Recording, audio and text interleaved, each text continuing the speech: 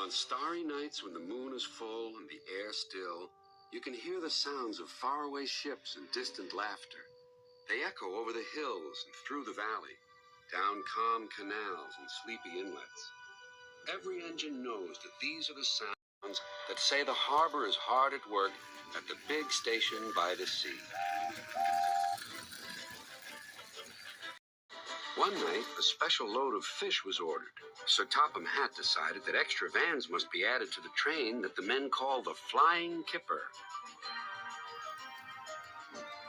The only vans available were old ones. They had not been used for a long time.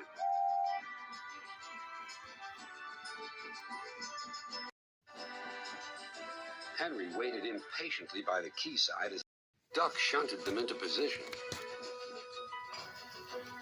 Thomas puffed by with the mail train.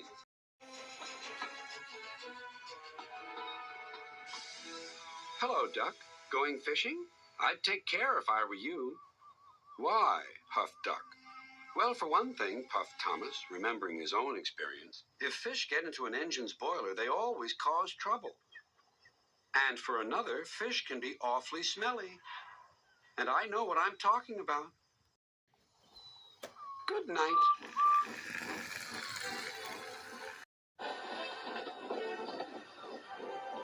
Henry grunted dreadfully.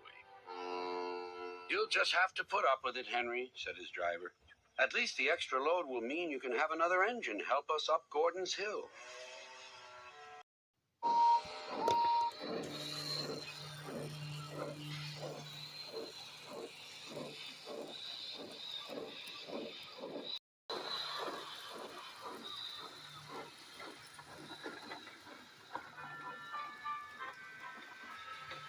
Meanwhile, Duck was waiting at Edward's station so that he could help the heavy train by pushing from behind.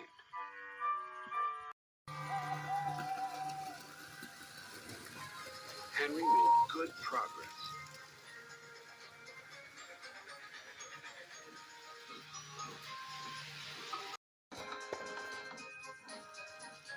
When they reached Edward's station, his driver stopped the train beyond the platform. Then Henry gave a special signal. Beep, beep, beep, beep. I need help, please. Beep, beep, replied Duck. I won't be long. Duck buffered gently up to Henry's train.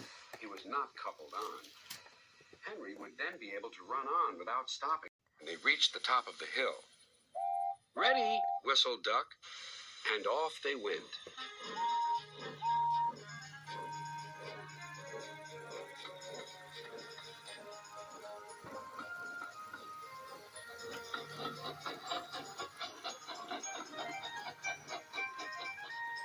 Soon they reached Gordon's Hill.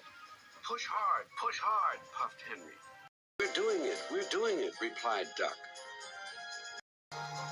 Henry was pulling his train harder than he realized.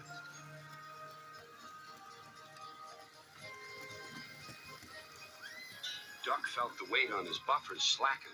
Then Duck noticed something else. There's no sign of a tail lamp, he puffed. He whistled, but there was no reply. Meanwhile, Henry had noticed something too. My train's getting heavier, he thought to himself. I'm slowing down. Then there was trouble.